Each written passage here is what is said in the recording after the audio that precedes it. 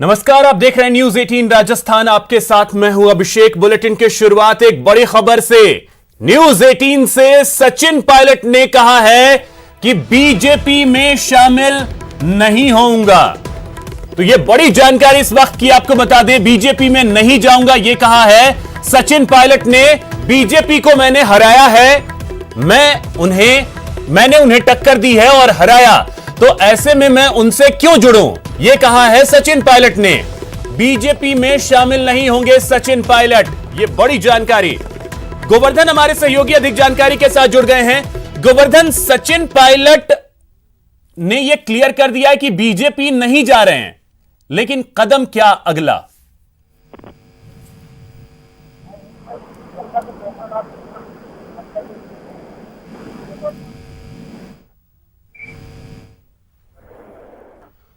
गोवर्धन, क्या आपको हमारी आवाज मिल पा रही है? चलिए गोवर्धन से जुड़ेंगे, लेकिन इस बीच बड़ी जानकारी यह है कि सचिन पायलट बीजेपी नहीं जाएंगे। न्यूज 18 से उन्होंने कहा है कि मैंने उन्हें टक्कर दी है और हराया भी है, मैं उनसे क्यों जुड़ूं। तो ये सस्पेंस जो है वो और बढ़ गया है अब कि आखिर सचिन पायलट का अगला कदम होगा क्या, क्योंकि जिस तरीके से उन्हें पहले उप मुख्यमंत्री और प्रदेश अध्यक्ष के पद से हटाया गया, उन्होंने अपने ट्विटर अकाउंट से कांग्रेस हटाया और उसके बाद उन्होंने अपने बायो में चेंजेस किए। एमएलए फ्रॉम टोंक सिर्फ उन्होंने लिखा। तो अब ऐसे में बहुत सारे सवाल जो हैं वो उठ रहे हैं, बहुत सारे कयास जो हैं वो लगाए जा रहे हैं। कयास ये लगाए जा रहे थे कि क्या सचिन पायलट बीजेपी का रुख करेंगे, लेकिन उन्होंने यह स्पष्ट किया है कि वो बीजेपी में शामिल नहीं हो रहे हैं। तो क्या थर्ड फ्रंट के बारे में सचिन पायलट सोच रहे हैं, यह भी बड़ा सवाल है। लेकिन जो अभी बड़ी जानकारी निकल करके सामने आई है, न्यूज 18 से सचिन पायलट ने कहा है कि वो बीजेपी का रुख नहीं कर रहे हैं, क्योंकि उन्होंने बीजेपी को मात दी है, उन्हें टक्कर दी है, और इसी वजह से उन्होंने एक सवाल भी यह किया कि मैं उनसे क्यों जुड़ूं। गोवर्धन हमारे साथ जुड़ गए। गोवर्धन, क्या जानकारी है? सचिन पायलट बीजेपी का रुख नहीं कर रहे हैं, तो अगला कदम क्या? देखिए, सचिन पायलट के अगले कदम को लेकर के सबकी निगाहें टिकी हुई है, लेकिन अगले कदम के बारे में अभी कोई स्पष्ट नहीं किया। इतना तय कर दिया गया है सचिन पायलट की ओर से कि बीजेपी में सचिन पायलट शामिल नहीं होने जा रहे हैं। देखिए, अगर बीजेपी में शामिल होते हैं सचिन पायलट और बाकी विधायक तो उनकी मेंबरशिप जाती है, लेकिन इस बीच एक डेवलपमेंट ये भी हो गया है कि अब कांग्रेस में रणनीति बदलते हुए सचिन पायलट के साथ ही जो बागी विधायक हैं उन सबकी पार्टी विप के उल्लंघन के आरोप में मेंबरशिप रद्द करवाने की कवायद शुरू कर दी है। 2 बार जब पार्टी का विप जारी किया था कांग्रेस विधायक दल की बैठक के लिए, तो उस वक्त दोनों नहीं पहुंचे थे और उसी को आधार बना करके विधानसभा अध्यक्ष को याचिका दी गई और वहां से अब इन बागी विधायकों को नोटिस भी जारी हो चुके हैं। तो कांग्रेस ने अपने एक तरह से दरवाजे बागी सचिन पायलट सहित इन सब के लिए बंद कर दिए और अब कार्रवाई की तैयारी शुरू कर दी है। बिल्कुल गोवर्धन, मैं आपके पास आता हूं। इस वक्त हमारे सीनियर एडिटर श्रीपाल शक्तावत जी जुड़ गए हैं। श्रीपाल जी, जिस तरीके से सचिन पायलट ने अब ये क्लियर कर दिया है कि वो बीजेपी नहीं जा रहे हैं, कांग्रेस की तरफ से अगर देखा जाए तो उन्हें उप मुख्यमंत्री और प्रदेश अध्यक्ष के पद से हटाया गया, तो अब ऐसे में ये सस्पेंस जो है और ज्यादा गहरा हो गया है कि सचिन पायलट आखिर अब क्या चाहते हैं।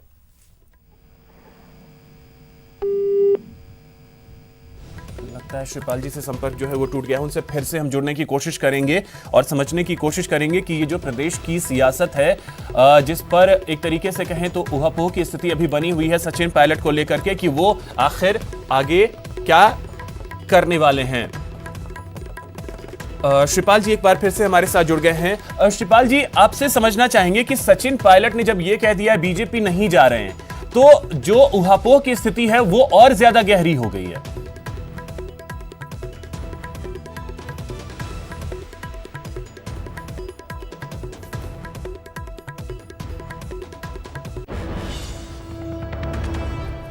चलिए श्रीपाल जी के पास फिर से हम चलेंगे, लेकिन इस बीच गोवर्धन हमारे साथ जुड़े हुए हैं। गोवर्धन, जिस तरीके से देखिए जो बातें सामने आ रही थी, बीजेपी में जा सकते हैं सचिन पायलट या थर्ड फ्रंट के बारे में सोच सकते हैं, तो क्या अब जब वो बीजेपी नहीं जा रहे हैं तो क्या वो थर्ड फ्रंट के बारे में ही सोचेंगे, या कांग्रेस में ही सचिन पायलट रहेंगे। गोवर्धन,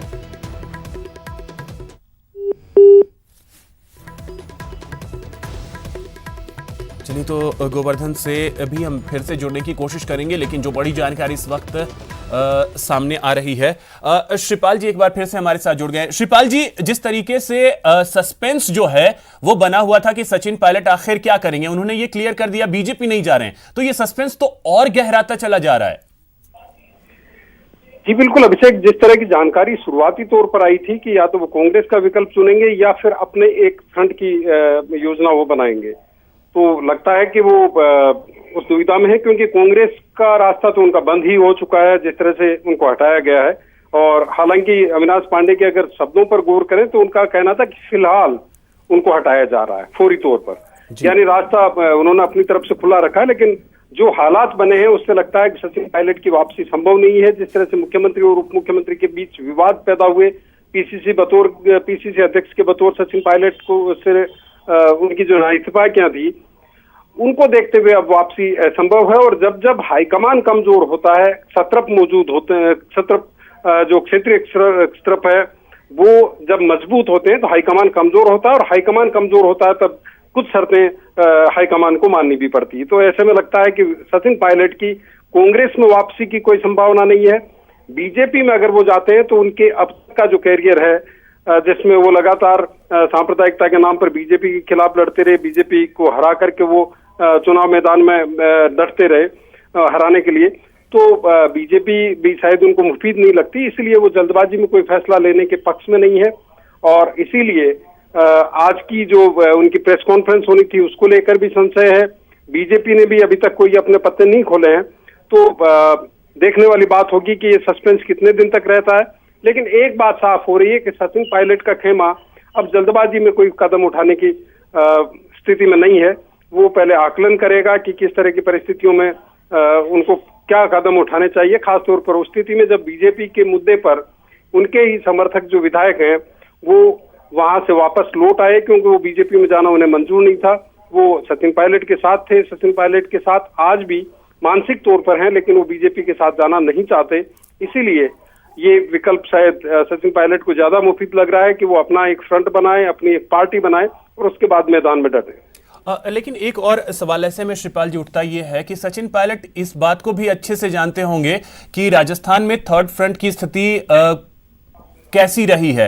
अगर हम देखें विधानसभा चुनाव 2018 से पहले घनश्याम तिवारी और हनुमान बेनीवाल ने एक मंच पे आकर के थर्ड फ्रंट की बहुत ज्यादा कोशिशें की, नहीं सफल हो पाए, तो क्या ऐसे में सचिन पायलट थर्ड फ्रंट के बारे में सोच सकते हैं? देखिए, अगर थर्ड फ्रंट की राजनीति को जानने वालों को समझें तो जब जब ये कोशिश हुई है, पहले मौके पर उन्हें चाहे उस तरह की सफलता बेशक नहीं मिली हो, लेकिन एक बड़ा रिस्पॉन्स मिला।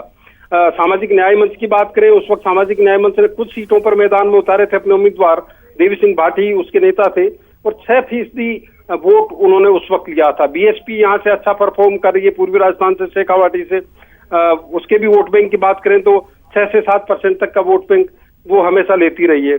अगर हनुमान बेनीवाल की बात करें तो हनुमान बेनीवाल ने पार्टी बनाई और पहली बार में 3 विधायक उसके चुन करके यहाँ पर आए।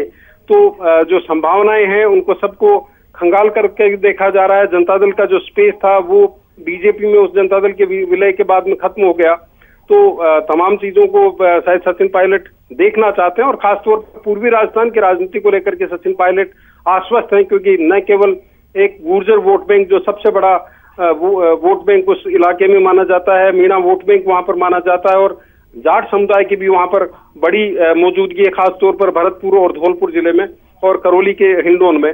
तो 3 बड़े नेता अब सचिन पायलट के साथ हैं, खुद सचिन पायलट, विश्वेंद्र सिंह और रमेश मीणा, और साथ ही रमेश मीणा के साथ साथ दूसरे मीणा विधायक भी उनके साथ हैं। तो एक कॉम्बिनेशन शायद वो बना करके वहां जातीय गठबंधन के साथ में वो ये सोच रहे हैं कि कम से कम पूर्वी राजस्थान समेत करीब 40 सीटें वो मान करके चल रहे हैं कि 40 सीटों पर उनका सीधा प्रभाव है, और ये कॉम्बिनेशन 40 सीटों पर सीधा असर कर सकता है।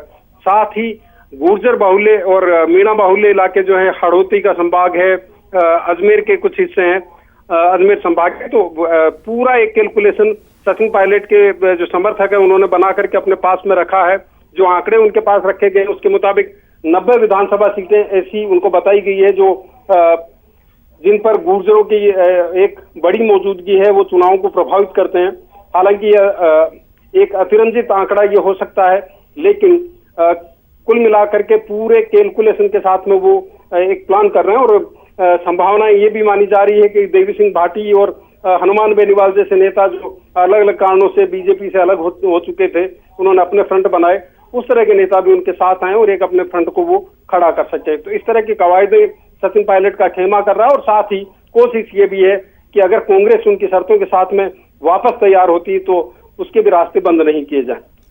बहुत शुक्रिया श्रीपाल जी, फिलहाल इन तमाम विश्लेषण के लिए। और जो बातें आपने विस्तार से बताई ये बेहद अहम है कि सचिन पायलट कोई भी कदम जो आगे उठाएंगे वो बहुत सोच समझ करके उठाएंगे, और यही वजह है कि उन्होंने फिलहाल ये स्पष्ट कर दिया है कि बीजेपी का रुख तो वो नहीं कर रहे हैं, लेकिन उनके पास जो विकल्प जो हैं वो क्या क्या हैं उसको लेकर श्रीपाल जी ने बताया कि आगे विकल्प उनके सामने क्या क्या हो सकते हैं। क्या थर्ड फ्रंट के बारे में वो सोच रहे हैं या जो उनकी अपनी मांगे हैं उसको लेकर के वो आ सकते हैं कांग्रेस में ही।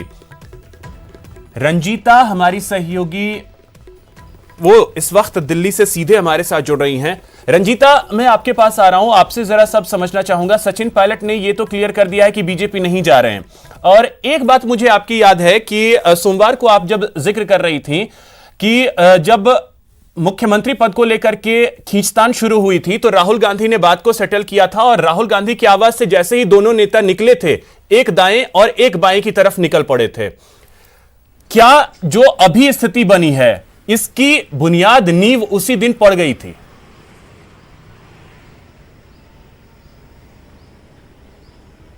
जी देखिए, निश्चित तौर पर अभिषेक, राहुल गांधी ने अपनी तरफ से कोशिश बहुत की थी, चाहे मध्य प्रदेश की लड़ाई की बात करें या राजस्थान की, कि एक सेटल गवर्नमेंट बने। जो बड़े नेता हैं, जो दो ऐसे नेता जिन्होंने राजस्थान में कांग्रेस की सरकार लाने में पूरी जद्दोजहद की, पूरी मेहनत की, वो दोनों नेता जो हैं वो साथ मिलकर राजस्थान के विकास के लिए काम करें। ये कोशिश आलाकमान की तरफ से 2018 में की गई थी, लेकिन वो कोशिश पूरी नहीं हो सकी, क्योंकि जो तस्वीर उस समय दिल्ली में दिखाई दी थी उसके बाद मीडिया में ये हलचलें जरूर थी कि ये जो 5 साल राजस्थान में कांग्रेस की सरकार है ये इतनी आसानी से नहीं चल पाएगी, ये टकराव आए दिन देखने को मिलेंगे, और ऐसा हुआ भी। अभिषेक, जहां तक हम सचिन पायलट के रुख की बात करें, सचिन पायलट ने ये साफ कर दिया है कि वो बीजेपी में शामिल नहीं होंगे। ये एक बार नहीं, इससे पहले भी ये जो पूरा घटनाक्रम चल रहा था उस समय भी उन्होंने साफ तौर पर 2 टूक यही बात कही थी कि वो बीजेपी में शामिल नहीं होंगे। तो फिर क्या रणनीति है सचिन की?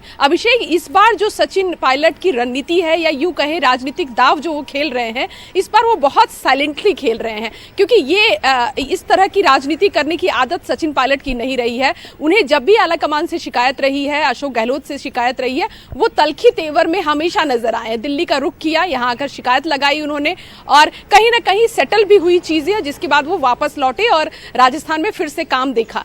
लेकिन इस बार जो वो रुख अपना रहे हैं, पिछले 3-4 दिन से बिल्कुल भी वो मीडिया से बहुत दूर हैं, मीडिया से वो किसी तरह के संपर्क नहीं कर रहे। जो भी खबरें निकल कर आ रही है वो सचिन पायलट के सूत्रों के हवाले से, उनके करीबी जो हैं उनके हवाले से।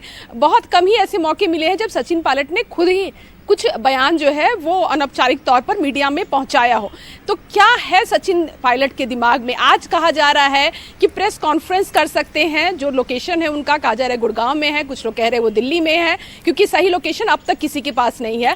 प्रेस कॉन्फ्रेंस करेंगे, लेकिन जो अभी हमारे पास जो एक्सक्लूसिव जानकारी निकल कर आ रही है वो ये कि आज भी सचिन पायलट मीडिया के सामने नहीं आएंगे, वो प्रेस रिलीज जारी कर अपनी बात रखेंगे। तो क्या उस प्रेस रिलीज में उनके आगे का कदम जो रहेगा, वो आगे की जो रणनीति रहेगी, उसका जिक्र इसमें होगा?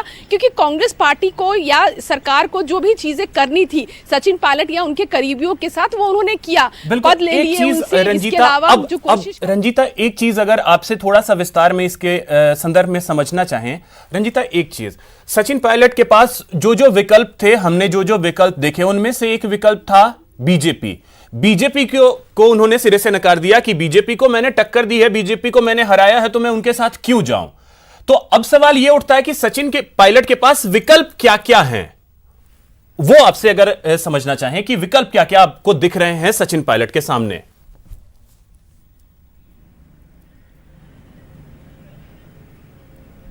अभिषेक देखिए, विकल्प की अगर बात की जाए, क्योंकि एक दरवाजा उन्होंने खुद ही बंद किया है, वो कह रहे हैं कि वो बीजेपी में शामिल नहीं होंगे, और बार बार ये बयान देने के बाद अगर वो बीजेपी में जाते हैं तो जो छवि है सचिन पायलट की उसमें कहीं ना कहीं गिरावट आएगी। और मुझे नहीं लगता कि वो इस तरह की किसी भी चीज को ऐसे समय में, जिस समय में उनकी उप मुख्यमंत्री पद चला गया, प्रदेश अध्यक्ष पद चला गया, वैसे में वो कोई दूसरा रिस्क ले सकते हैं। एक जो लगातार हम कह रहे हैं, जो हमारे चैनल ने सबसे पहले दिखाया था कि वो थर्ड फ्रंट की परिकल्पना हो सकती है, एक तीसरे मोर्चे की वो बात कर रहे हैं जिसमें उनके साथ कौन कौन विधायक जाते हैं, इस पर विचार होगा। लेकिन एक जो सुगबुगाहट दिल्ली की राजनीति में चल रही है वो ये कि सचिन पायलट इन तमाम चीजों में, एक चीज तो साफ हो गई है अभिषेक कि पूरी तरह से सचिन पायलट को बागी करार कर दिया गया है, और बागी विधायक या बागी नेता होने के कारण ही ये सजा उनको मिली है। उनको पार्टी में सिर्फ वो अब विधायक रहे हैं, कोई बड़ा पद उनके पास नहीं है। ऐसे में क्या सचिन पायलट कोई ऐसा रुख भी अपना सकते हैं? क्योंकि अभिषेक, कांग्रेस में एक धरा, युवा धरा जो है वो लगातार मुखालफत इस बात की कर रहा है कि जो सचिन पायलट के साथ हुआ है वो गलत है, और उनके साथ वो खड़े नजर आ रहे हैं। आप ट्विटर के जरिए और नेताओं के बयान में आप देख सकते हैं, इतनी तलखी और इतनी नाराजगी ज्योतिरादित्य सिंधिया के कांग्रेस छोड़ने पर नहीं थी जितनी सचिन पायलट के छोड़ने पर या सचिन पायलट के साथ जो पार्टी ने किया है उसको लेकर है। तो क्या ऐसे में उन लोगों को अपने साथ लेकर क्या कोई बड़ी प्लानिंग में है सचिन पायलट? क्या ये प्लानिंग हो सकती है? क्योंकि राजनीति संभावनाओं का खेल है अभिषेक। मैं सिर्फ ये प्रेज्यूम कर रही हूं कि सचिन इतनी जल्दी हार मानने वाले नेताओं में से नहीं है। हो सकता है उनकी बड़ी जो राजनीतिक स्टेप हो वो ये कि जब वो नहीं रहे तो अशोक गहलोत भी सीएम पद पर ना रहे, ऐसी कोशिश वो कर सकते हैं। ऐसी संभावना और जिस चीज का आपने जिक्र किया, जिसमें जितिन प्रसाद हो या प्रिया दत्त हो, ऐसे लोग उनके समर्थन में ट्वीट उन्होंने भी किया है, तो यह बड़ी बात है। देखना है होगा कि सचिन पायलट का अगला कदम क्या होता है। बहुत शुक्रिया फिलहाल रंजीता आपका इन तमाम जानकारियों के लिए। यहां रुकेंगे एक छोटे से ब्रेक के लिए।